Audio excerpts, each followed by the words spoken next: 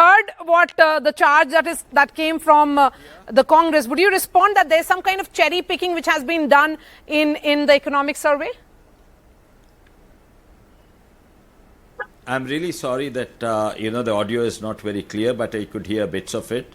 It more like a political discussion than a discussion on budget or the economic survey. Clearly, we are in the same direction, and we have been in direction post-COVID with challenging global situation and regional situations, whether it's Pakistan or the regional area, or whether it's Ukraine. So the direction has been the same, both in terms of policies and in terms of numbers, which is the growth numbers. Also the direction, when you take at the inflation, the projected figures of inflation are actually going down to 4 compared to worldwide, which is actually increasing. The policies of Make in India to the not just the big manufacturing, but also the Antyodaya related streams, they have I think they will continue with this budget as well. And the gentleman, I heard only a couple of things about job creation. I think the gentleman has missed the point. We are in an era of jobless growth.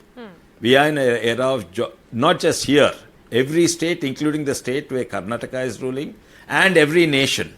And so what we need to look at is youth engagement and whether the growth, economic growth. And definitely there's no argument that economic growth is happening.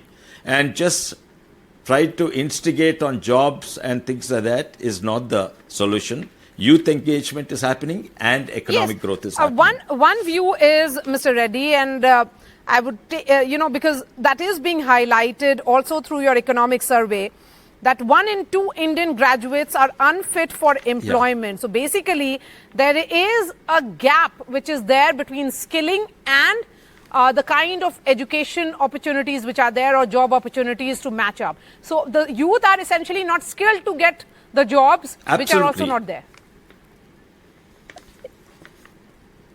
Mr. Yeah, Reddy. Absolutely. The education employment gap has been growing. Yes. In fact, the economic survey and also I'm sure tomorrow you'll hear, this has been a focus. Education transition to employment, that gap has been growing, which you have highlighted.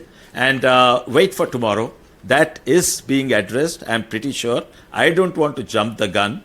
And in fact, they've been talk about that. Very specific aspect.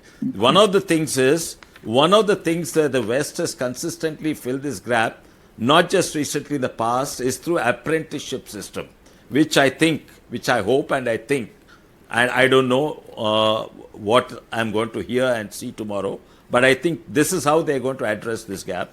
And there's going to be a focus on this apprenticeship, bridging the gap between education and